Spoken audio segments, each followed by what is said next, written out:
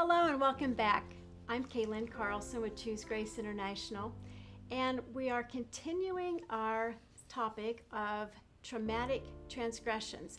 And Lisa, this is Lisa Kratz Thomas. You are our first guest on our vlog, so welcome. Well, I am so honored to be here, and I'm thrilled that you asked me to join you.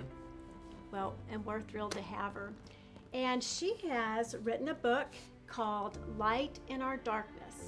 It's phenomenal. I couldn't put it down. And you can order that book if you'd like at lisakratzthomas.com. So last week, we've been talking about transgressions. And last week we talked about traumatic transgressions. And the transgressions are intrapersonal or interpersonal. But today we're going to be talking about the traumatic transgressions. And as a reminder, last week we looked at the definition of what trauma is by the American Psychiatric Association. I just wanted to refresh your memory. And it's defined as an emotional response to a terrible event. Immediately after the event, shock and denial are typical. Longer-term reactions include unpredictable emotions, flashbacks, strained relationships, and even physical symptoms like headaches or nausea. While these feelings are normal, some people have difficulty moving on with their lives. And we are so grateful to have you today. So can you tell me, Lisa, about some of your trauma that you felt over the years? Well, I just have to say that describes me to a T. It's amazing when you go through a traumatic experience how you can justify things so that it takes the pain away. For me, I started out a normal kid, did a little drinking, did a little drugging. Then I had an abortion. And the abortion, I believe, was the traumatic event that set my life into a downward spiral. From there, I became an addict, an alcoholic. I was a prostitute. I lived on the streets of DC. I've been incarcerated. I have had suicide attempts. I've been in a domestic violence relationship. And I believe that all these things really started from my first abortion. And it was a way of, they were coping mechanisms, if you will. When pain would come up, I wouldn't know what that was. I would feel it. And so I would go to something else to suppress that inside myself. And it really wasn't until I had multiple abortions that the trauma got so great that I couldn't function. I just couldn't function. And I either needed to be high or drunk all of the time just to get through my everyday life. And so when we talk about the different aspects of the description of trauma, I can tell you that when you do something that causes emotions and feelings to be totally out of control, when you go against your moral conscience, you are going to have traumatic effects. At least I did.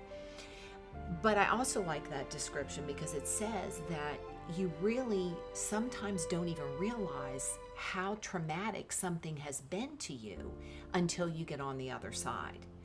And for me, it was when I hit bottom. I couldn't get drunk enough. I couldn't get high enough. I couldn't run far enough. And I got into 12-step recovery.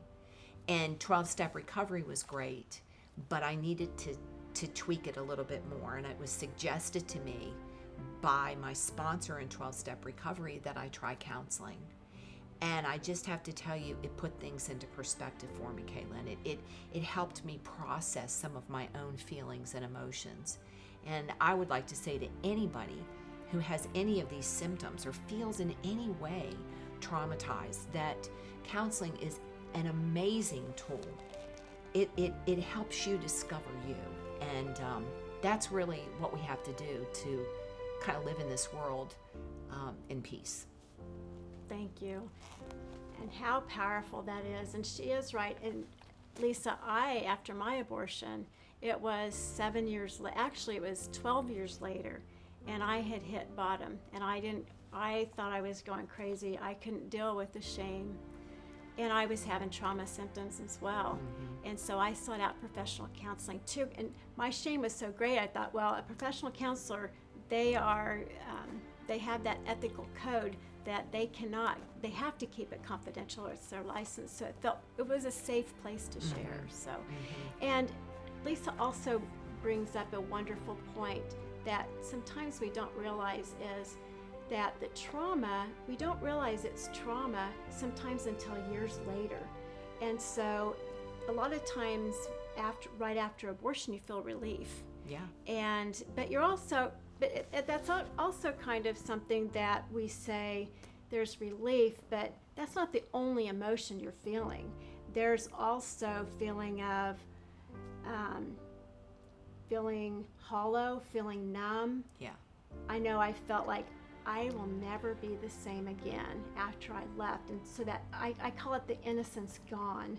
You know, my innocence was taken away from me. I felt like used goods. I felt like a horrible person afterwards. So. Yeah, I just suppressed mine. When those feelings would come up, I'd take a drink. When those feelings would come up, I'd smoke crack. Whatever it was that I needed to do, so I didn't have to feel that, but I didn't know that at the time. Right. And I think that's the stronghold that happens to us. We don't really realize what that is. And isn't it a relief when somebody says to you, honey, you're dealing with trauma?